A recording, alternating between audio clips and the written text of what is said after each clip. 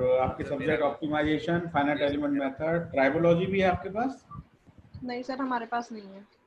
हाँ सर, हम लोगों के पास है। आप लोगों के पास है ना ट्राइबोलॉजी। और एक वो होगा कैड, कैड है क्या, कौन सा है, कैम है? कैम कैम होगा, कंप्यूटर एडेड मैन्युफैक्चरिंग। 4 हो गए। एक और सब्जेक्ट होगा 5वां, एनर्जी कंजर्वेशन। एनर्जी कंजर्वेशन, है ना? तो अब सभी का सब्जेक्ट सिलेबस आपका पूर्ण हो गया होगा, कंप्लीट, है ना? Yes sir. Very good sir CAM का कंप्लीट हो गया, एनर्जी कंजर्वेशन का कंप्लीट हो गया सर, ट्राइबोलॉजी का हो गया, आपका भी हो गया सर। और वो एचओडी सर का सर कल का लेक्चर है, उसमें हो जाएगा खत्म। उसमें हो जाएगा। अच्छा अच्छा, थोड़ा सा रह गया होगा केवल, है ना? हाँ सर, एक टॉपिक रह गया बस। ओके। तो ऑप्टिमाइजेशन में आप लोगों ने क्या क्या पढ़ा है, मतलब थोड़ा सा सिलेबस का आइडिया दीजिए। What you have studied in the subject optimization? Sir sir simulation analysis पढ़ी है, हाँ, जेनेटिक एल्गोरिथम पढ़ा है और कुछ न्यूमेरिकल सॉल्व करवाए थे सर ने, वो न्यूमेरिकल्स किए हैं। अच्छा, जेनेटिक एल्गोरिथम जिसमें वो 1010 बाइनरी के हिसाब से करते हैं, पूरा चेंज करके पूल में एक दूसरे पूल में चले जाते हैं, है ना? और वो वही सरवाइव करते हैं जो फिटेस्ट होते हैं, सर्वाइवल फॉर फिटेस्ट, ऐसा कुछ है ना उसमें रूल? हाँ sir. Yes sir. Genetic algorithm पढ़ा आपने। और क्या पढ़ा? वो पढ़ा क्या, स्टिमुलेटेड एनीलिंग? सिमुलेटेड एनीलिंग चल रहा है सर, आज वही कराया था सर ने। अच्छा, वही कराया था, वो भी अच्छी मेथड है ना? Yes sir, greedy algorithm. और एक हाँ, और एक वो होगा एंट कॉलोनी ऑप्टिमाइजेशन। सर एंट कॉलोनी और सर ये सब बता दिया है, स्वान पार्टिकल मेथड ये फर्स्ट लेक्चर में बताया था कि किस तरीके से ये काम करती हैं, लेकिन अभी डिटेल में ये नहीं कराया सर। एंट कॉलोनी, स्वान पार्टिकल मेथड ये भी नहीं करवाया डिटेल में। ठीक है। और वैसी जो मेथड हैं वो जो लैम्डा वैम्डा से करते हैं, कौन सी हैं वो? सर वो सब हो गए, है ना? वो फर्स्ट मॉड्यूल का पार्ट था सर, लैग्रेंजेस वाला फर्स्ट मॉड्यूल का पार्ट था वो। हाँ, वो भी लैग्रेंजे ऑपरेटर है ना, लैम्डा की हेल्प से ऑप्टिमाइजेशन निकालते हैं। फर्स्ट डेरिवेटिव, सेकंड डेरिवेटिव कुछ करते हैं सर, वो फर्स्ट मॉड्यूल में था, हो गया। ऑप्टिमाइजेशन बहुत अच्छा सब्जेक्ट है और एक तरह से मेरा तो फेवरेट है वो काफ़ी। जब मैं मतलब ऑप्टिमाइजेशन पढ़ रहा था तो मेरे को सबसे बेस्ट सब्जेक्ट लगता था ऑप्टिमाइजेशन। पूरा न्यूमेरिकल है और पूरा चीज़ों को ऑप्टिमाइज करता है, चाहे कॉस्ट को ऑप्टिमाइज करना हो, मतलब मिनिमाइज करना हो, या अब कॉस्ट किसी की भी हो सकती है, नेटवर्क की कॉस्ट हो सकती है ना? किसी प्रोडक्ट की टोटल कॉस्ट हो सकती है। और मान लीजिए कोई प्रोडक्ट आप बना रहे हैं तो उसके वेट को आप मैक्सिमाइज कर सकते हैं, ऑप्टिमाइज कर सकते हैं। अब कहाँ कौन सी मेथड लगाना ठीक रहेगा, ये सब आपके विवेक पर निर्भर करता है, आपकी स्टडीज़ पे, आपकी नॉलेज पे, कि कहाँ पर कौन सी मेथड आपको अच्छे रिजल्ट्स दे देगी। तो optimization is very nice subject and very useful in your studies. आगे भी आपको ये काफ़ी हेल्प करेगा। PhDs वगैरह में रिसर्च करते हैं तो वहाँ पे ऑप्टिमाइज करना होता है पैरामीटर्स को, और ऑप्टिमाइजेशन पैरामीटर जब करते हैं तो कोई न कोई मेथड लगा के ही करें। ठीक है, चलो, ये तो ऑप्टिमाइजेशन की बात हो गई। और इधर एनर्जी कंजर्वेशन में आपने क्या क्या पढ़ा है, मोटा मोटा बताइए जरा।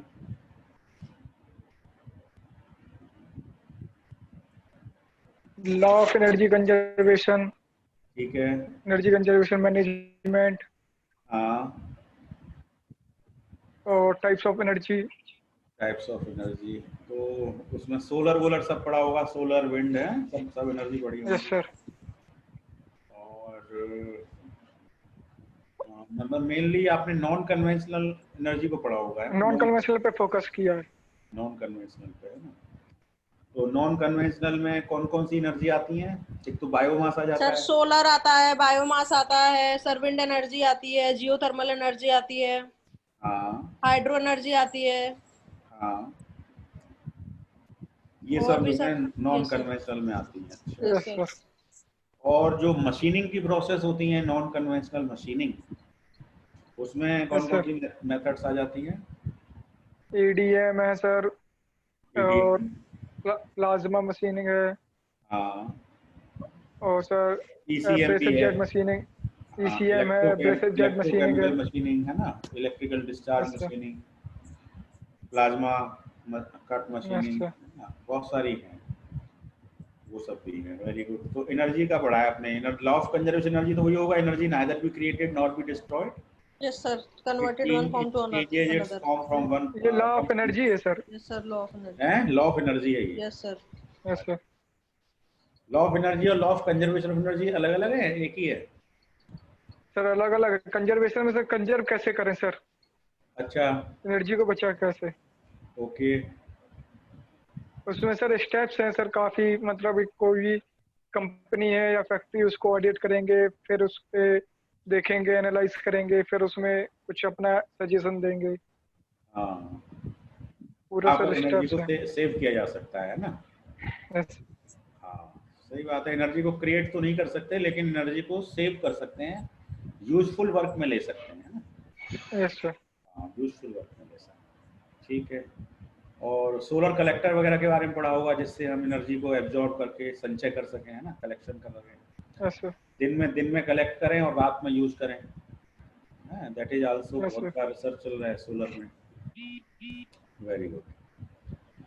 और आपका इधर कैम में आपने क्या पढ़ा? CAM, computer aided manufacturing. Sir unconventional machining के बारे में पढ़ा, सिम के बारे में पढ़ा, ऑटोमेटिक रोबोट्स के बारे में पढ़ा, हाँ, ऑटोमेटिक रोबोट, मैन्युफैक्चरिंग सिस्टम्स, हाँ, मैन्युफैक्चरिंग सिस्टम्स। ओके। तो ये सब पढ़ा। रोबोटिक्स पे भी काफ़ी रिसर्च चलती रहती है। जैसे कि अभी कोरोना का टाइम चल रहा है ना, तो आप देख रहे हो कि डॉक्टर्स जैसे ही पेशेंट के संपर्क में आ रहा है, तो डॉक्टर्स को कोरोना हो जा रहा है ना, डॉक्टर सेफ नहीं रह पा रहे हैं। तो अब रोबोटिक्स इस मामले में ये हेल्प कर सकती है कि हम पेशेंट को जो ट्रीटमेंट दें, वो रोबोट्स के माध्यम से ट्रीटमेंट दें, और रोबोट्स को कौन, डॉक्टर्स ऑपरेट करें, है ना। तो पेशेंट से टच में कौन आएगा? रोबोट आएगा, है ना, और सेंसर्स के थ्रू इंफॉर्मेशन मिल जाएगी, कौन पॉजिटिव है कौन नेगेटिव है। तो रोबोटिक्स ब्रांच मेडिकल साइंस में भी काफ़ी तहलका मचा सकती है इस आने वाले टाइम में, क्योंकि ये कोरोना जो है महीने 2 महीने में जाने वाला है नहीं, ये लंबा लड़ाई है। तो रोबोटिक्स और मेडिकल साइंस मिलकर के काम करें तो काफ़ी हद तक इसमें सफलता ले सकते हैं। सर इजराइल ने इसका ढूंढ लिया है सर वैक्सीन। हाँ, यूज किया भी है ना। Yes sir. ठीक है, तो आज की क्लास जो अभी हो रही है, ये इस क्लास की अटेंडेंस उसमें लगेगी, क्या कहते हैं, फाइनाइट एलिमेंट मेथड में, है ना। तो आदित्य फौजदार ज्वाइंट है हमारे साथ। यस सर गुड हाँ, आफ्टरनून। तो मेरे ख्याल से आपकी अटेंडेंस आज की क्लास से मेंटेन हो जाएगी। बहुत सही हो जाएगा सर। हाँ, तो एक लेक्चर की अटेंडेंस जो है एफईएम में लगेगी, और इससे पहले जो सर ने लिया है वो तो ऑप्टिमाइजेशन में ही लगेगी, है ना। ओके, तो चलिए, हमारी एनर्जी कंजर्वेशन पे बात हो गई, रोबोटिक्स पे हो गई, एफईएम तो हम रोजाना बात करते ही हैं। और जो है हमारी बात, जो सर क्या सब्जेक्ट पढ़ाते हैं? ट्राइबोलॉजी। हाँ सर। ट्राइबोलॉजी पढ़ाते हैं ना। तो ट्राइबोलॉजी जो है वो फ्रिक्शन, वियर और लुब्रिकेशन, इन तीनों से मिलजुल के जो साइंस बनती है, उस साइंस का नाम ही ट्राइबोलॉजी है ना। हाँ सर। फ्रिक्शन, वियर और लुब्रिकेशन, है ना। तो आप लोग वियर को डिफाइन कर सकते हैं क्या? What is wear? बताइए, आप में से कोई भी वियर की क्या डेफिनेशन हो सकती है? What is wear?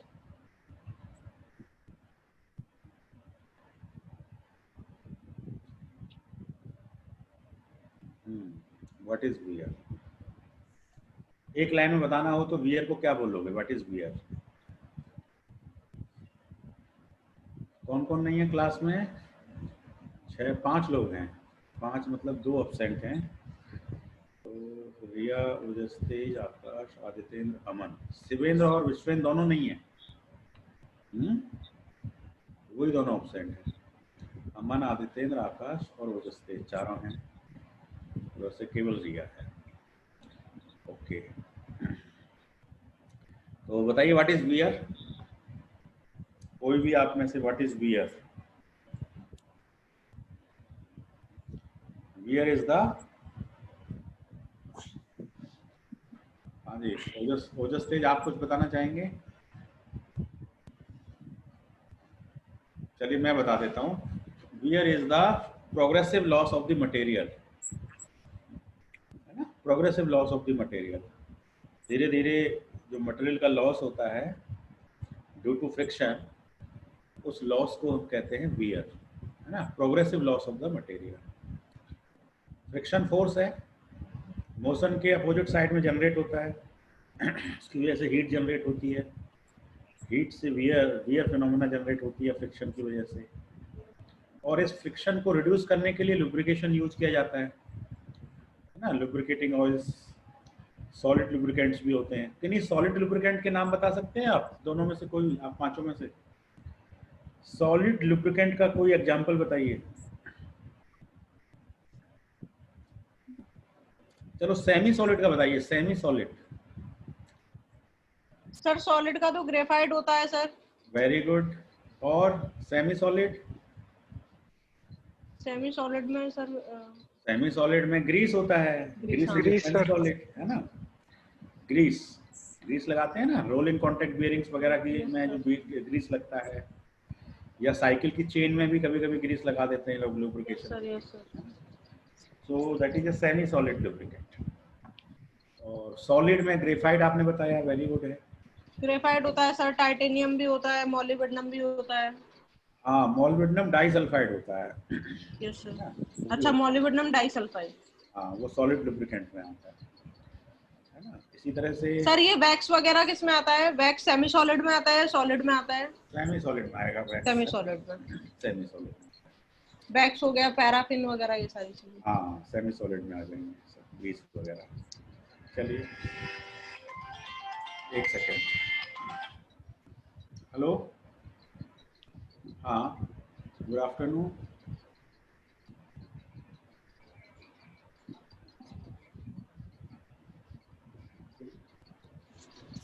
Your team has not contacted me and अभी मैं ऑनलाइन क्लास में हूँ। 1 घंटे बाद बात करें मुझसे, जो भी करें।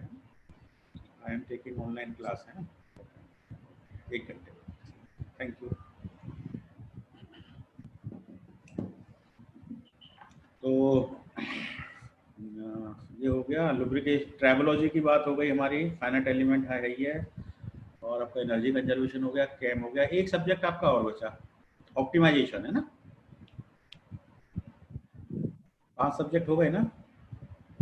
देखो फिर से गिन लेते हैं, finite element, energy conservation, optimization, tribology और कैम, है ना। कैम में आप लोग रोबोटिक्स वगैरह पढ़ रहे हैं। एनर्जी कंजर्वेशन में सोलर कलेक्टर, सोलर एनर्जी का बड़ा रोल है।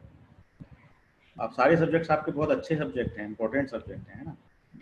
और आपका ऑप्टिमाइजेशन तो है ही है सबसे ज़्यादा इम्पोर्टेंट, सारी टेक्निक उसी में है ना। और ट्राइबोलॉजी भी बड़ा इम्पोर्टेंट है, क्योंकि किस तरह से आप जो है रिड्यूस कर सकते हैं वियर फिनोमेना को।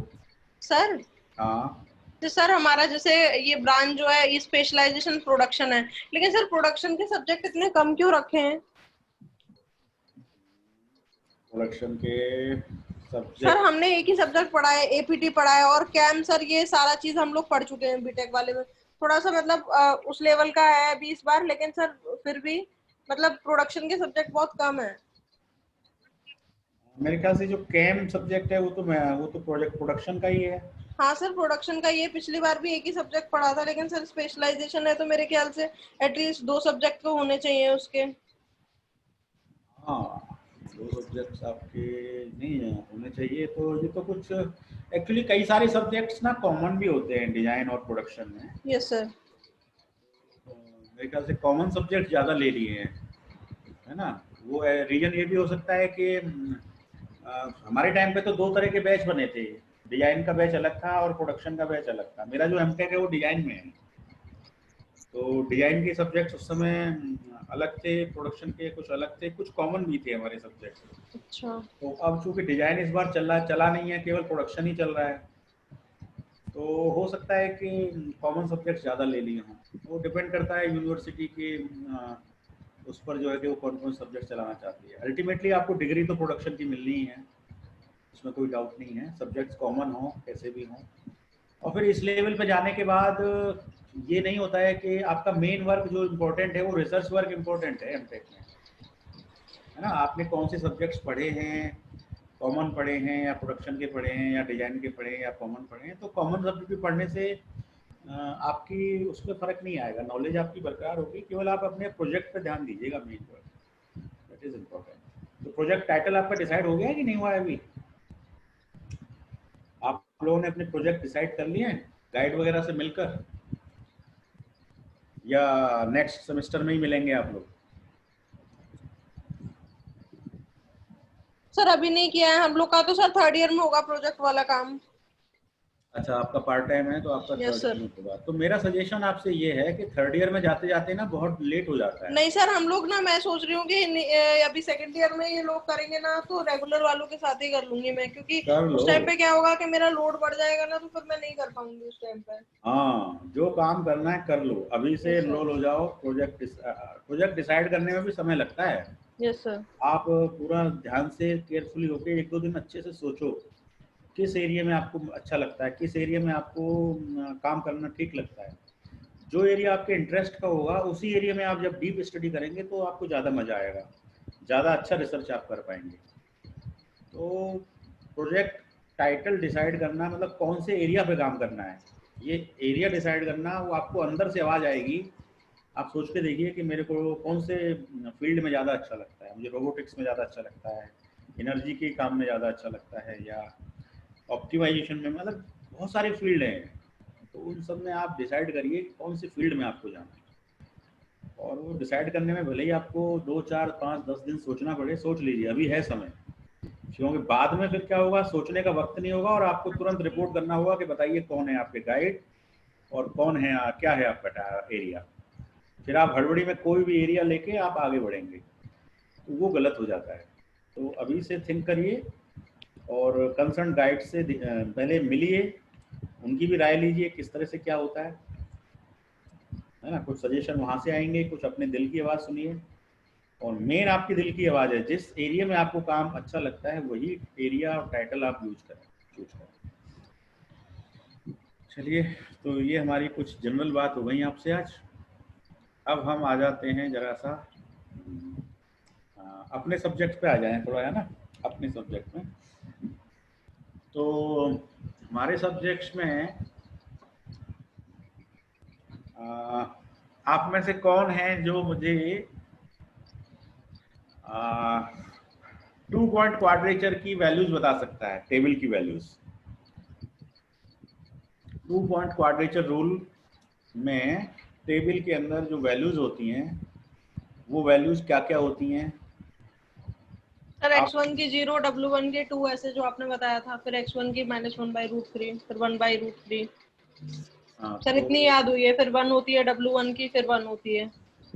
हाँ हाँ, तो नहीं, लेकिन 2 पॉइंट के लिए कितनी है? 2 पॉइंट क्वाड्रेचर के लिए जो आपने 0 और 2 बताया अभी, सर वो तो 1 के लिए हो गई सर, 2 के लिए -1/√3, और x2 की वैल्यू होती है 1/√3, और w1 और w2 दोनों 1 होता है। वेरी गुड, सही बस है। सर यही दो याद हुई है सर, x1 की और x2 की। हाँ ठीक है, सही है। 2 पॉइंट क्वाड्रेचर याद हो गया, और 3 Yes, sir. पॉइंट क्वाड्रेचर फिर अब याद हो जाएगा। उसमें -√3/5, 0 और +√3/5, ये आपके हैं x1, x2, x3, है ना। -√3/5, 0 और +√3/5। और आपके वेट क्या क्या हैं? w1, w2, W3, w3। हाँ, तो जो 3 वेट होंगे वो बहुत आसान है याद करना, 5/9, 8/9, 5/9, है ना। पहले और तीसरे एक जैसे होते हैं, पहले और तीसरे एक जैसे होते हैं, 5/9, दूसरा 8/9, तीसरा 5/9। तो इस तरह से आप क्वाड्रेचर रूल को बड़े आराम से कर सकते हैं, ठीक है। अच्छा ये बताओ कि हमने single 1 dimensional finite element method को यूज किया, है ना। 1 डायमेंशनल पे काफ़ी सारा काम किया हमने, हीट ट्रांसफर प्रॉब्लम भी करी, बहुत सारे एलिमेंट पढ़े, लीनियर पढ़े, क्वाड्रेटिक पढ़े, क्यूबिक पढ़े। फिर हमने 2 डायमेंशनल में ट्रायंगुलर एलिमेंट को पढ़ा, रेक्टेंगुलर को पढ़ा, 8 नोडेड को पढ़ा, 6 नोडेड को पढ़ा, 4 नोडेड, 9 नोडेड, यानी क्या क्या पढ़ा हमने, ठीक है। तो 1 डायमेंशनल और 2 डायमेंशनल के बाद उसके बाद हमने 3 डायमेंशनल को टच ही नहीं किया, है ना। 3 डायमेंशनल मेथड को हमने नहीं नहीं टच किया। तो आपके मन में कोई ऐसी उत्सुकता नहीं आई कि सर ने तो हमें 3 डायमेंशनल बताया ही नहीं, और 3 डायमेंशनल में कैसे करेंगे, उसमें क्या चेंजेस आएंगे? तो ऐसा कोई क्वेश्चन आपके दिमाग में आया क्या? हो सकता है क्वेश्चन आया हो लेकिन आपने हमसे शेयर ना किया हो, है ना। और ये भी हो सकता है कि क्वेश्चन आया ही ना हो दिमाग में ऐसा। तो आज मैं थोड़ा सा आपको 3 डायमेंशनल मेथड के बारे में, हालांकि वो हमारे कोर्स में नहीं है, लेकिन फिर भी मैं एक वर्बल आइडिया देने की कोशिश करूंगा कि आखिर उसमें क्या क्या चेंजेस आएंगे, आ सकते हैं। प्रोसेस तो यही रहेगा। प्रोसेस का मतलब फाइनाइट एलिमेंट मेथड की प्रोसेस बहुत जनरल है। सबसे पहले आपको एलिमेंट डिसाइड करना पड़ता है ना। तो एलिमेंट डिसाइड करने के बाद सेफ फंक्शन निकालने पड़ते हैं। सेफ फंक्शन के बाद में आप स्टिफनेस मैट्रिक्स निकालते हैं। स्टिफनेस मैट्रिक्स के बाद में आप फोर्स मैट्रिक्स निकालते हैं। फोर्स इसके बाद में आप एलिमेंटल इक्वेशन लिखते हैं। एलिमेंटल इक्वेशन क्या होती है? के डेल्टा इक्वल टू एफ। के होती है स्टिफनेस, डेल्टा होता है इन पैरामीटर, वो चाहे टेम्परेचर हो चाहे डिस्प्लेसमेंट हो, है ना। अब वो हीट ट्रांसफर प्रॉब्लम है, मैकेनिक्स प्रॉब्लम है, फ्लूइड मैकेनिक्स की प्रॉब्लम है। यदि फ्लूइड मैकेनिक्स की प्रॉब्लम है तो जो हमारा इनपुट पैरामीटर है वो क्या हो जाएगा? वेलोसिटी हो जाएगी। हीट ट्रांसफर में टेम्परेचर हो जाएगा, फ्लूइड में बस पैरामीटर बदल जाता है, प्रोसेस यही रहता है। फिर उसके बाद में बाउंड्री कंडीशन अप्लाई करते हैं। बाउंड्री कंडीशन अप्लाई करने के बाद हमको रिजल्ट्स मिल जाते हैं, है ना। वो रिजल्ट्स हमको डिस्प्लेसमेंट के मिल जाएं, टेम्परेचर के मिल जाएं, वेलोसिटी के मिल जाएं, अलग अलग प्रॉब्लम के तरीके से। फिर हम उनकी स्ट्रेस मिल जाए या वेलोसिटी ग्रेडियंट मिल जाए या टेम्परेचर ग्रेडियंट मिल जाए, है ना। तो हर तरह की प्रॉब्लम में प्रोसीजर वही है, काम चेंज होता है। तो अब 1 डायमेंशनल के एलिमेंट सिंगल डायमेंशनल होते हैं। 2 डायमेंशनल के एलिमेंट जो हैं वो 2 डायमेंशन में होते हैं, जैसे रेक्टेंगुलर हो गए, ट्रायंगल हो गए, वो एरिया के फॉर्म में होते हैं। किसके फॉर्म में होते हैं? एरिया के फॉर्म में होते हैं।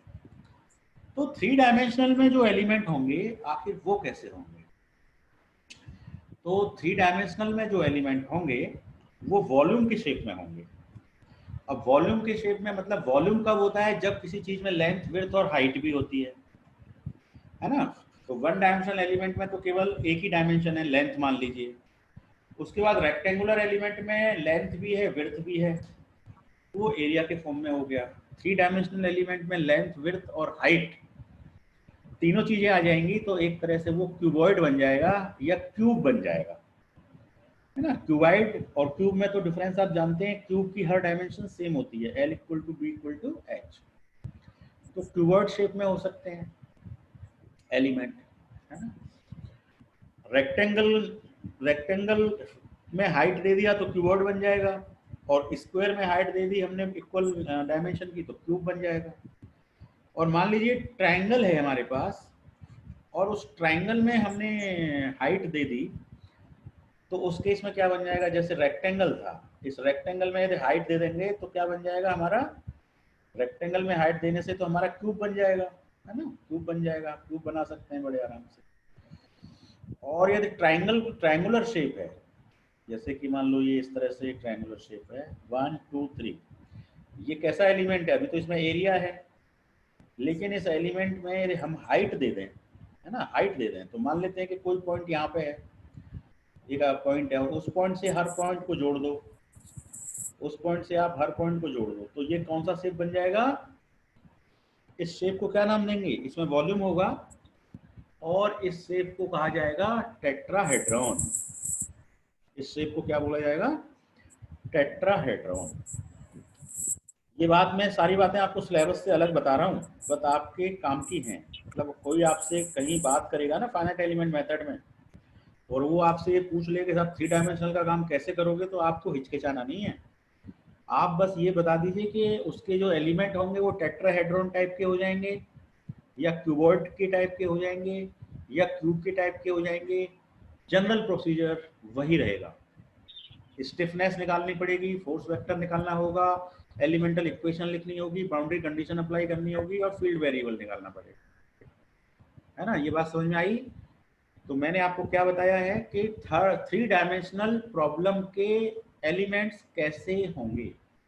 उनकी शेप या तो टेट्राहेड्रॉन जैसी होगी, या क्यूबॉइड जैसी होगी, या क्यूब जैसी होगी, है ना। या मान लीजिए कोई पेंटागोनल है, कोई आपका पेंटागोनल एरिया है और उसको आपने हाइट दे दिया, तो वो भी आपका क्यूबिक मतलब वो भी आपका वॉल्यूम हो जाएगा। तो उस केस में 3 डायमेंशनल प्रॉब्लम में कोई भी एलिमेंट जिसके अंदर वॉल्यूम हो वो यूज होगा। फिर उसके आप शेप फंक्शन निकाल लीजिए, स्टिफनेस निकाल लीजिए, फोर्स वेक्टर निकाल लीजिए, बिल्कुल सारा प्रोसीजर कर दीजिए, आपको वो भी प्रॉब्लम सॉल्व हो जाएगी। तो मेरे ख्याल से कुछ आपको समझ में आया 3 डायमेंशनल के बारे में? यस और नो बोलिए। अब तो बढ़ गए हमारे यस पास, सर। है ना। 3 डायमेंशनल का आइडिया दिया है, आप अछूते मतलब वो नहीं रहने चाहिए, ब्लैंक नहीं रहने चाहिए, है ना। 3 डायमेंशनल का भी आपको आइडिया होना चाहिए। और 3 डायमेंशनल प्रॉब्लम मैनुअली करना बड़ी कठिन होती हैं, उनको कंप्यूटर के माध्यम से ही करना पड़ता है, क्योंकि आपने देखा होगा उसमें जो साइज आएगा ना स्टिफनेस मैट्रिक्स का, वो साइज टेट्राहेड्रॉन के अंदर ही बहुत बड़ा साइज होगा, है ना। टेट्राहेड्रॉन के 4 पॉइंट हैं और चारों पॉइंटों के डिग्री ऑफ फ्रीडम कितने हो जाएंगे? 3। डिग्री ऑफ फ्रीडम कितने हो जाएंगे? 3। तो 4 3 जा 12। अब मान लीजिए 9 नोडेड क्यूबॉइड है, 9 नोडेड आपका क्यूबॉइड है, तो 9 नोडेड तो एरिया में ही है, तो 9 नीचे और 9 ऊपर, 18 नोड हो गए और हर नोड का डिग्री ऑफ फ्रीडम 3 है। तो 18 इंटू 3 54/54 का एक मैट्रिक्स बनेगा आपका, 54/54 का। तो 54/54 की प्रॉब्लम को मैनुअली कॉपी रजिस्टर पे करना मतलब बहुत ही टफ काम है, बहुत ही लेंदी और टाइम कंज्यूमिंग वर्क है। इसलिए 3 डायमेंशनल प्रॉब्लम्स को हम कंप्यूटर पे ही कराते हैं, है ना, उसको सॉफ्टवेयर के माध्यम से ही कराया जाता है। इसीलिए उसको सिलेबस में नहीं रखा जाता है, केवल उसमें ये लिख दिया जाता है कि जो हायर ऑर्डर प्रॉब्लम है that will be performed on the computers. तो ये थोड़ा सा मेरा बात हो गया आपसे 3 डायमेंशनल एलिमेंट्स के बारे में। कौन जुड़ गए हमारे साथ? 1 2 3 4 5 6। कौन बड़ा है? अमन यादव 2 जगह कैसे आ रहे हैं? अमन यादव आपकी एंट्री 2 जगह आ रही है। अमन सुन पा रहे हैं मुझे? आपकी एंट्री 2 जगह आ रही है। आपने क्या अलग अलग आईडी से 2 जगह एंट्री ली है क्या? चेक कर लीजिए, आपका सिंबल तो सेम ही आ रहा है।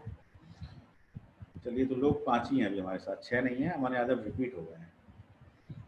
चलिए, तो ये कुछ बात हो गई मेरी 3 डायमेंशनल एलिमेंट पे।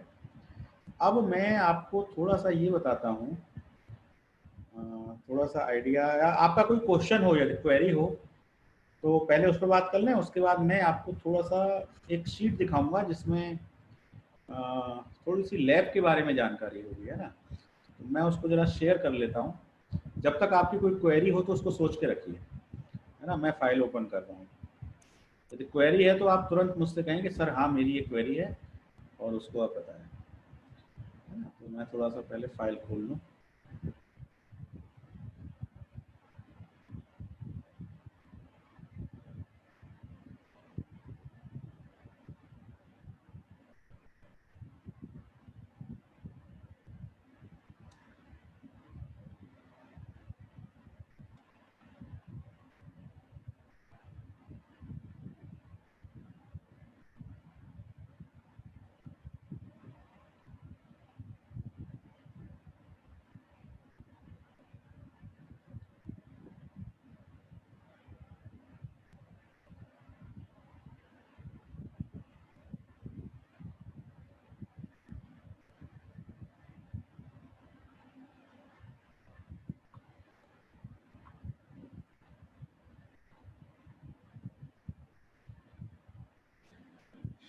अच्छा, कल मैंने आपको मेल किया था, वो जो कौन सी फाइल थी न्यूमेरिकल्स वाली, वो मैंने भेजी थी, न्यूमेरिक इंटीग्रेशन, और मैंने रिकॉर्डिंग्स भी भेजी थी आपको, और न्यूमेरिकल का पीडीएफ भेजा था। वो मिला आपको?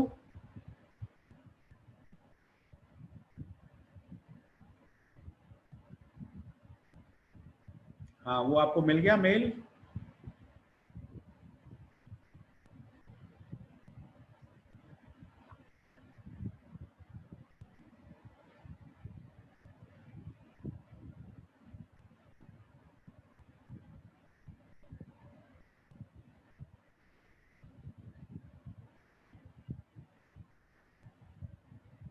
हाँ, वो मेल आपको मिल गया है? यस और नो बोल दें। Have you got the mail? हाँ सर मिल गया। Very good.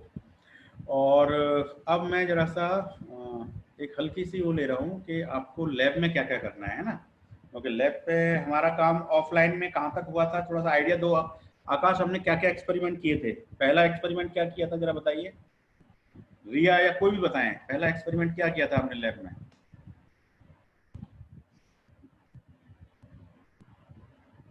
कुछ याद है? नहीं सर। क्वाड्रेटिक एलिमेंट के लिए हमने सेव फंक्शंस डिराइव किए थे, n1 n2 n3, याद आया है ना? Quadratic save function 1 2 middle point 3, ये हमने सेव फंक्शंस डिराइव किए थे, करेक्ट? नंबर 2, और क्या किया था हमने?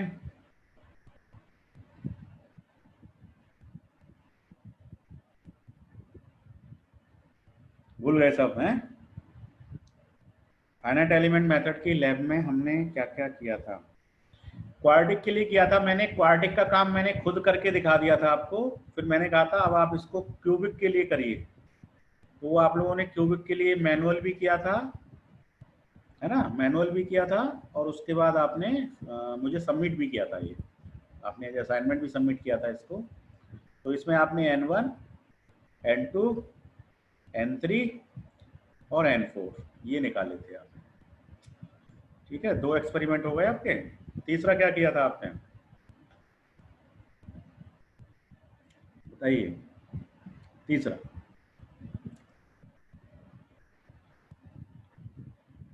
आपने ग्राफ खींचे थे, है ना? इनको प्लॉट किया था आपने। यहाँ पे तो आपने निकाले थे कि n1 की वैल्यू क्या होगी, n2 की वैल्यू क्या होगी, n3 की वैल्यू क्या होगी, इसके बाद आपने प्लॉटिंग की थी। तो plotting of save functions, plotting of save functions for quadratic element. तो जब प्लॉटिंग की थी आपने, तो उसका जो ग्राफ आया था, वो ग्राफ आपका किस तरह का आया था, है ना? जो आपका ग्राफ आया था, वो ग्राफ आपका आया था, किस तरह का ग्राफ आया था आपको याद है? जैसे ये है, तो n1 का ग्राफ आपने खींचा था, तो 1 2 3, तो n1 वाली ग्राफ, n1 का जो प्लॉट था वो n1 पे तो उसकी वैल्यू 1 थी और बाकी नोडों पे उसकी वैल्यू 0 थी, तो ये n1 का प्लॉट आया था, है ना? n2 का प्लॉट कैसा आया था? n2 मतलब ये वाला जो पॉइंट था, ये बीच वाला 3 है, तो 2 पे उसकी वैल्यू 1 थी और बाकी जगह उसकी वैल्यू 0 थी, तो इस तरह का प्लॉट आया था। और n3 का प्लॉट कैसा आया था? n3 में इस बीच वाले पॉइंट पे उसकी वैल्यू 1 थी, बाकी जगह 0 थी, तो उसमें इस तरह का प्लॉट आया था, याद आ रहा है? तो आपने इस तरह के प्लॉट्स खींचे थे। हाँ रिया, याद आया कुछ? बोलिए। आकाश,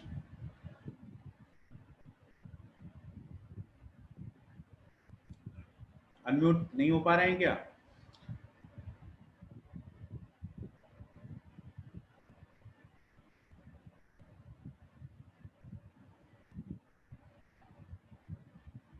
हाँ जी, अमन यादव आप बताइए, कुछ याद आ रहा है? अच्छा, विश्वेश मिश्रा भी आ गए हमारे साथ, very good. Sir good afternoon. Good afternoon, good afternoon. तो अभी हम लोग, पहले तो हमने 3 डायमेंशनल पे बात की है जी और अभी हम थोड़ा सा लैब पे बात कर रहे थे। तो लैब के केस में हमने क्या क्या एक्सपेरिमेंट किए थे, तो उन एक्सपेरिमेंट्स के बारे में मैं बात कर रहा हूँ। तो हमने पहला एक्सपेरिमेंट किया था, क्वाड्रेटिक एलिमेंट के शेप फंक्शन निकाले, दूसरा क्यूबिक के निकाले, तीसरा फिर हमने प्लॉटिंग की, है ना, प्लॉटिंग की। और प्लॉटिंग का जो शेप है वो इस तरह का आया। तो इस तरह से 3 एलिमेंट हो गए हमारे। कितने एलिमेंट हो गए? 3। अब 3 के बाद चौथा एक्सपेरिमेंट, टोटल 8 करने हैं ना। फाइल बना लीजिएगा, पूरा कंप्लीट कर लीजिएगा। 3 तो ये तो हमने ऑफलाइन में कर लिया था इतना काम, तो है ना। अब इसके बाद आया ऑनलाइन। तो ऑनलाइन में आपको क्या करना है, एक तो आपको बीम का एक्सपेरिमेंट करना है। मैंने बीम की आपको 2-3 प्रॉब्लम कराई है ना। उसमें से कोई एक प्रॉब्लम कर लो, छोटी वाली कर लेना, जिसमें 8x8 का मैट्रिक्स बना था। और उस 8x8 पे जब बाउंड्री कंडीशन अप्लाई की थी तो वो 2x2 में कन्वर्ट हो गया था, मैट्रिक्स हो गया था। तो उस मैट्रिक्स को आप जो है फाइल में कंप्लीट कर लीजिए, तो आपके 4 प्रैक्टिकल हो जाएंगे। नंबर 5 जो प्रैक्टिकल है वो आप हीट ट्रांसफर का एक प्रॉब्लम कर लीजिए। तो हीट ट्रांसफर की जो प्रॉब्लम कराई थी मैंने, तो वो मैंने कई तरह से कराई थी। 2 नोड मानकर, है ना, 2 एलिमेंट, 1 एलिमेंट मानकर, 2 एलिमेंट मानकर, 3 एलिमेंट मानकर। ये इतना तो मैंने करा ही दिया था। उसमें मैंने आपको एक असाइनमेंट भी दिया था। तो आप लोग असाइनमेंट सबमिट नहीं करते हो। आपको मैंने हीट ट्रांसफर की प्रॉब्लम के समय एक असाइनमेंट दिया था, उसके लिए 8 दिन का समय भी दिया था आपको। लेकिन आप में से किसी का भी असाइनमेंट अभी तक सबमिट नहीं हुआ है। ठीक है,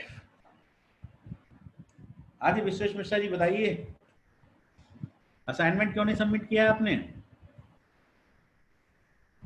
सर वो थोड़ा समझ में नहीं आ रहा था, पूरा हो नहीं पा रहा है सर। अरे तो पूछना चाहिए।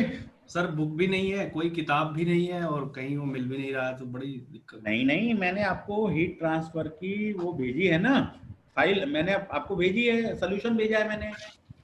1 एलिमेंट का सोल्यूशन भेजा है, 2 एलिमेंट का भेजा है, और 3 एलिमेंट का आपसे करने को बोला गया था। 3 एलिमेंट का था सर, कर रहा था, लेकिन अब देखते हैं सर, आजकल में कर देंगे। हाँ, उसमें कुछ नहीं है, जो जैसे वही आपके पास सोल्यूशन कराया अवेलेबल है, बस उसमें एक नोट बढ़ा दिया हमने, है ना। 3 एलिमेंट कर दिए हैं 2 एलिमेंट की जगह। तो अभी T1 T2 T3 आ रहा है, उसमें T1 T2 T3 T4 आ जाएगा।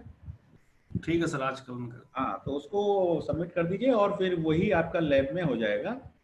तो इस तरह से आपका 5 प्रैक्टिकल हो गए, है ना। अब 5 के बाद छठे पे चलते हैं। 8 करने टोटल, है ना। बीम हो गया, हीट हो गया। इसके बाद आपने पढ़े हैं ट्रायंगुलर एलिमेंट पढ़े हैं ना। तो ट्रायंगुलर एलिमेंट में थोड़ी सी टफ प्रॉब्लम ले लो।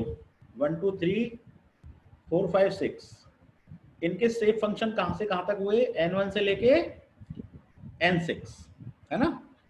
तो आप इनका डेरिवेशन करके एक एक्सपेरिमेंट बनाओ। Derive the shape function for the 6 nodded triangular element. Photo ले लीजिएगा इनके। देखो प्रैक्टिकल एग्जाम होगी, फाइल चेक होगी आपकी बकायदा, आप इसको हल्के में मत लेना। ये आप काम कंप्लीट करके रखना आप इन सारे एक्सपेरिमेंट्स को, फाइल में लिखे होने चाहिए, ठीक है। और सोल्यूशन आपके पास है तो आप फाइल में थ्योरेटिकली तो लिख ही सकते हो। चलो कंप्यूटर के लिए तो हम मान लेंगे कि लॉकडाउन था, आप प्रोग्राम नहीं बना पाए, but in file you can maintain your record. तो सिक्स नोडेड फाइल में कोड ही तो लिखेंगे सर, हैं? फाइल तो है नहीं सर, कॉलेज में हाँ सर, फाइल नहीं है ना सर, पेज और सर सॉफ्टवेयर भी नहीं है। मिलेगी भी नहीं। A4 सीट पे लिखिए ना, घर में A4 सर कोड कहाँ से सर लिखेंगे? A4 सीट सर मिलेगी कहाँ सर? A4 सीट तो सर घर पे है ही नहीं सर हमारे। लगा पता है सर, लॉकडाउन में कहाँ से लेके आएंगे सर? कॉपी है सर मेरे पास रजिस्टर। सुनो, घर में खाली कॉपी तो होगी कोई। अरे सर खाली कॉपी लाइन वाली है सर, लाइन वाली में लिख लो। लाइन वाली में लिख लो, that is acceptable, everything is acceptable, है ना। मतलब अब लॉकडाउन के पीरियड में लाइन वाली कॉपी में भी लिखोगे चलेगा। तो आपको क्या करना है, उसमें जैसे कोड लिखना है, तो अभी आपके पास सॉफ्टवेयर नहीं है तो आप मैनुअल कोडिंग लिखिए। Clear all CLC N1 equal to N2 equal to, आपके दिमाग में आपको क्या लगता है कि इसका कोड क्या होना चाहिए।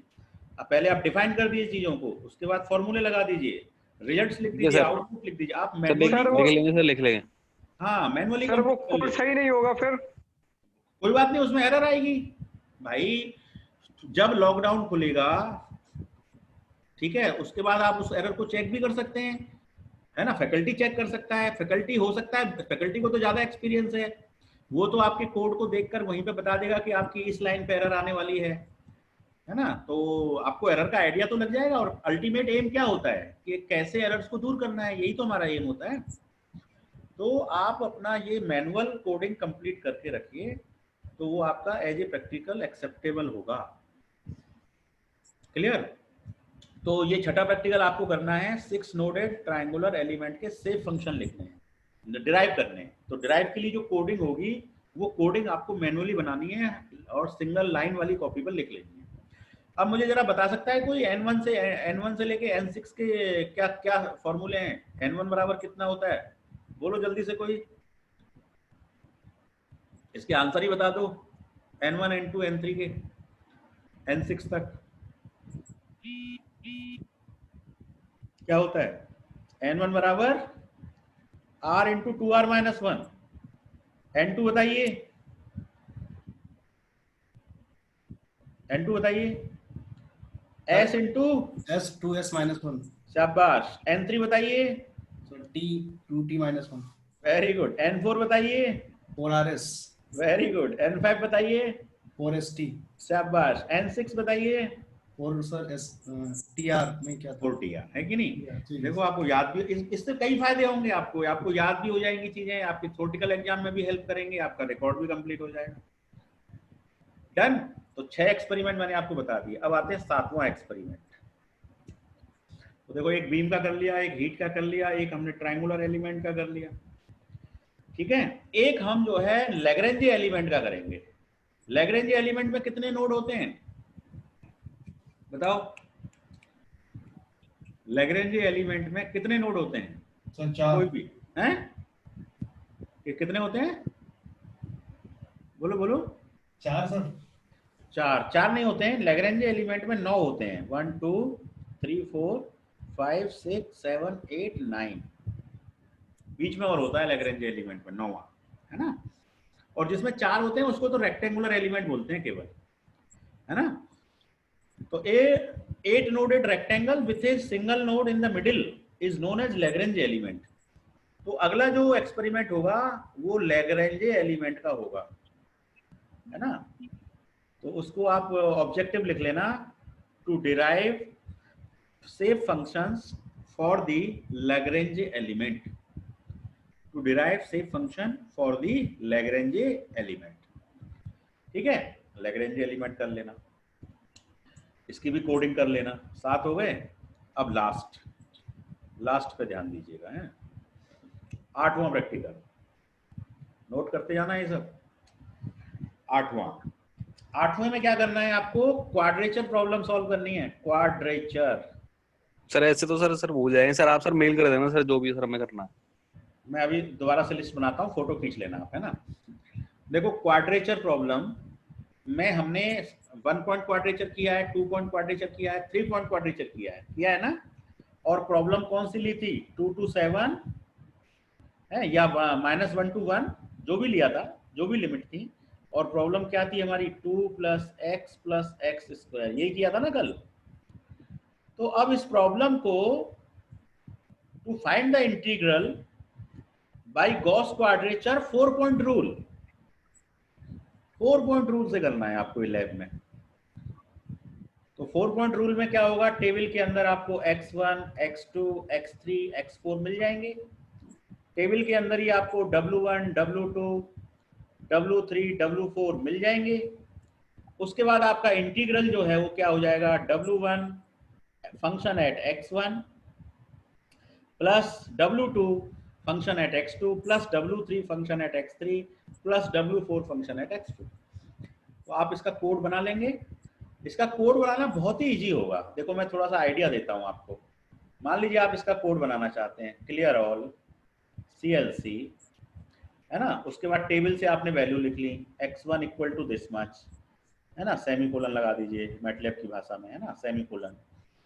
सेमीकोलन आ गया। तो फिर x2 equal to x3 equal to x4 equal to define कर दो, सारे टेबल से डिफाइन हो गए। फिर w1 equal to w2 equal to w3 equal to w4 equal define कर दो, या इनके लिए इनपुट ले लो, इनपुट कमांड से इनपुट भी ले सकते हो। अब ये करने के बाद integral i equal to formula बना दो w1 फंक्शन एट x1, तो पहले आपको फंक्शन निकालना पड़ेगा, है ना। तो इस लाइन को करने से पहले आप फंक्शन निकालिए। तो फंक्शन कैसे निकालोगे, f1 equal to 2 plus x1 plus x1 power 2, ऐसे तो लिखोगे मैटलैब में, तो f1 आ जाएगा। फिर f2 लिखना, f2 कैसे लिखोगे, f2 में क्या हो जाएगा 2 plus x2 plus x2 power 2, ऐसे ही f3 लिख लेना, फिर ऐसे ही f4 लिख लेना। और ये लिखने के बाद फिर आप ये लाइन लगा देना लास्ट में, i equal to w1 f1, है ना, fx1 को अब अपने मैटलैब की भाषा में f1 बोल दिया, प्लस w2 f2, है ना, plus w3 f3 plus w4 f4 आ गया। अब बस इंटीग्रल निकल गया। अब इसको प्रिंट करा देना। प्रिंट कराने के लिए कौन सी कमांड होती है, f print f, उसके अंदर क्या लिखोगे, the integral by Gauss point quadrature rule is found to be percentage d, है ना, परसेंटेज d, और वेरिएबल का नाम क्या है, कैपिटल I। ये आपका आउटपुट आ जाएगा। हो गया, देखो कोडिंग भी बन गई। और किसकी कोडिंग बन गई, 4 पॉइंट की कोडिंग बन गई। तो this is your 8th practical, है ना। अब मैं जरा सा लिस्ट आउट कर देता हूँ, आप फोटो खींच लेना सबका, है, एक ही पेज पे करूंगा सब। 4 5 6 7 8, देखो 8वां तो क्या है, 4 पॉइंट क्वाड्रेचर रूल से करना है। प्रॉब्लम वही है जो आपको फाइल में गई हुई है, आपको कल पहुंच गई है फाइल न्यूमेरिक इंटीग्रेशन की। तो 4 पॉइंट वाला 4 पॉइंट गॉस क्वाड्रेचर, समझ में आ गया, गॉस क्वाड्रेचर 8वां। 7वां क्या था, 7वां था लैग्रेंज एलिमेंट। ऐसे उसकी जैसे एक कोडिंग मैंने बताई है, ऐसे उसकी कोडिंग आप लिख लेंगे। 6ठा क्या था, 6 नोडेड ट्रायंगुलर एलिमेंट, ठीक है, 6 नोडेड ट्रायंगुलर एलिमेंट। और 5वां क्या था, heat transfer problem for 3 element, क्योंकि एक एलिमेंट और 2 एलिमेंट की मैंने क्लास में करा दी थी, 3 एलिमेंट की मैंने एज असाइनमेंट भी दी थी। तो इससे 2 फायदे हो जाएंगे, एक तो असाइनमेंट भी बन जाएगा और लेफ्ट फाइल भी बन जाएगी। Do it. 4थी प्रॉब्लम बीम की थी, देखो बीम की हो गई, हीट की हो गई, 6 नोडेड हो गई, लैग्रेंज हो गई, गॉस क्वाड्रेचर हो गई। और ये तो हम ऑफलाइन के टाइम पे कर ही चुके थे पहले से, ये तो हम ऑफलाइन के टाइम पे कर चुके थे। इसमें हमने क्या क्या किया था, यहाँ प्लॉटिंग करी थी। प्लॉटिंग किसकी की थी, क्वाड्रेटिक एलिमेंट की शेप फंक्शंस की प्लॉटिंग की थी। तीसरे में प्लॉटिंग की थी। दूसरे में क्यूबिक एलिमेंट के शेप फंक्शन निकाले थे, क्यूबिक 1 डायमेंशनल, है ना। और पहले में quadratic element 1 dimensional, quadratic 1D। अब इसका फोटो ले लीजिए आप, फोटो लेके मुझे बता दीजिए सर ले लिया। This is your 8 experiments for the lab purpose. Single line copy में बना लीजिए आप, और मैं जब भी मुलाकात होगी I will check, I will give you the grade. जिसकी फाइल कंप्लीट होगी प्रैक्टिकल में अच्छे नंबर पाएगा, है ना। फाइल असाइनमेंट 50 नंबर, मतलब पूरे 100 नंबर में जितने नंबर आपके कॉपी के होते हैं, यदि उसकी फाइल कंप्लीट है, भले ही सिंगल लाइन कॉपी पे कंप्लीट है, भले ही उसकी कोडिंग नहीं है, मैनुअल कोडिंग आपने लिख रखी है, then you will get full marks. ध्यान रखिएगा, इसको पूरा कर लीजिएगा। और ये असाइनमेंट जरूर जमा कर दीजिए आप, हीट ट्रांसफर वाला। इसकी 8 दिन का समय दिया था, 8 दिन से ओवर हो गया है ना। इसको सबमिट करिए। क्या फोटो ले चुके हैं, बोलते नहीं है आप लोग, बोलिए। I am waiting for you for your response. जी सर। वेरी गुड सर, थोड़ा सा मुश्किल होगा सर ये सारा चीज करना। नहीं, अब बताओ क्या मुश्किल है। देखो 4 पॉइंट गॉस क्वाड्रेचर में कुछ मुश्किल है क्या सर? इसमें क्या थ्योरी लिखनी है हमें, कोडिंग करनी है? अरे रे रे रे रे क्या, देखो ऑब्जेक्टिव लिखना है जी। टू फाइंड द इंटीग्रल है ना। इंटीग्रल आपको क्वेश्चन में दिया हुआ है, i equal to under root integration 2 plus X square जी सर।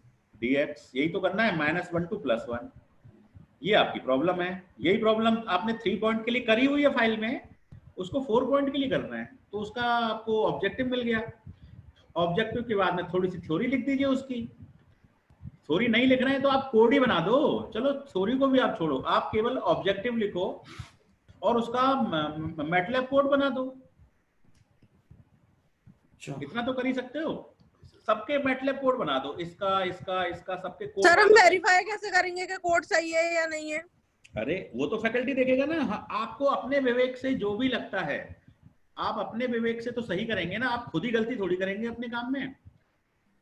आपको अपनी तरफ से क्या सही लगता है वो कोड आप बना दीजिए, फैकल्टी उसको देख लेगा। जब आप फाइल सबमिट करेंगे, जब आपकी लैब की एग्जाम्स होंगी, उस वक्त फैकल्टी उसे देख लेगा। और जब आपकी फाइल ब्लैंक होगी, आपने कुछ किया ही नहीं होगा, तो फिर आपको ब्लैंक मार्क्स मिल जाएंगे, ये भी ध्यान रखिएगा। आप फाइल में आप मैंने तो काम बहुत आसान कर दिया आपका। अब आपको केवल ऑब्जेक्टिव लिखना है और कोड लिखना है, और बाकी चीजें छोड़ दीजिए, आप थ्योरी छोड़ दीजिए। कोई उसमें डायग्राम है, मान लीजिए आपको लगता है आपको बनाने आ रहा है तो बना दीजिए, नहीं आ रहा है तो मत बनाइए, लेकिन आप 2 काम जरूर कर लीजिए, ऑब्जेक्टिव और सर कोड का सर फायदा क्या सर? ऐसे सर जब करके नहीं देखेंगे सर प्रैक्टिकल, तो सर फायदा ही क्या सर उस कोड का? क्यों नहीं फायदा है सर? जब हम सर करेंगे नहीं सर, हमें पता कैसे चलेगा? सही नहीं होगा तो पता ही नहीं है वो सही है गलत है। नहीं देखो, ये फायदा ये है, जैसे मैंने अभी आपसे कहा कि आप जरा 4 पॉइंट ग्रास क्वाड्रेचर बनाइए रोज, ठीक है? इस पे एक इनपुट दूं मैं सर, हम लोग क्या कर रहे हैं, जैसे हमारे बच्चे जो हैं, तो हम लोगों ने उनकी 2-3 एक्स्ट्रा लैब की सर क्लास ली है। क्या हम लोगों ने जैसे एक्स्ट्रा लैब की क्लास ली है सर, जैसे मान लीजिए टरबाइन हमने उनको पढ़ाया, तो हम लोगों ने सर एक्स्ट्रा लैब की जो क्लास ली है, तो जहां तक जितने मान लीजिए 5 प्रैक्टिकल हो पाए, 6 हो पाए हमसे, तो 3 पहले कराए थे, 2 इसमें करा दिए।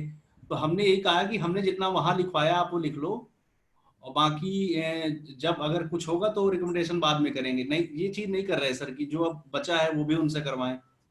नहीं, देखो मैं बताऊं, ये डिपेंड करता है कि मेरे को लगता है कि जहां तक हमने किया है फिलहाल अभी वही अब पता चला सर कोई सर सही 4 से 5 प्रैक्टिकल तो हम ऑलरेडी कर चुके थे, उनकी आपने ग्रेडिंग भी की थी हमारी, तो उनमें सर A+ था, किसी में A था, तो सर मतलब फिर उसमें भी हम लोगों ने उसमें भी तो मेहनत किया था, फिर वो तो वेस्ट हो गया। देखो शुरू के जो 3 प्रैक्टिकल हैं, ये आपके कुछ लोगों को ग्रेड मिल गए हैं, इसमें मिल गए होंगे, है ना, ज्यादातर लोगों अभी बंद हो गया था सर बीच में, कुछ लोगों का बच गया था। हाँ, तो जिनको ग्रेड मिल गया है वो आप फाइल सबमिट करेंगे, तो वो ग्रेड आप मुझे बता दीजिएगा कि आपके क्या क्या ग्रेड है, वो आप हम नोट कर लेंगे अपने आप, जिसको मिला ही नहीं है ही नहीं। अब देखो मेरी बात सुनो, मैंने विश्वेश मिश्रा जी आपकी भी बात सुनी है, आपने फ्लूइड मैकेनिक्स का एग्जांपल दिया है जी सर लैब का। अब देखो हमारी लैब है FEM लैब। Yes sir. अब हर लैब को हम हर लैब से कंपेयर इसलिए नहीं कर सकते क्योंकि FEM फ्लूइड मैकेनिक्स की लैब में टरबाइंस के प्रैक्टिकल होते हैं ना, जी सर, प्रैक्टिकल होते हैं। अब यहाँ पे यहाँ पर तो हमारा काम क्या होता है, सॉफ्टवेयर बेस्ड होता है। यस सर, यहाँ पे सॉफ्टवेयर बेस्ड काम है, तो सॉफ्टवेयर बेस्ड काम में यदि आपके सामने लैब अवेलेबल भी नहीं है जी जी, और आपके पास मान लीजिए यदि आपके पास ये सॉफ्टवेयर लोडेड हो आपके पास घर पे, तो वेल एंड गुड है, फिर तो कोई दिक्कत ही नहीं है। अब आप कह रहे हैं कि हमारे तो लैपटॉप भी साहब नहीं है, हमारे तो लैपटॉप हॉस्टल में रह गए हैं, हम तो केवल मोबाइल से काम कर रहे हैं, तो फिर ऐसे केस में क्या गाइडलाइंस होनी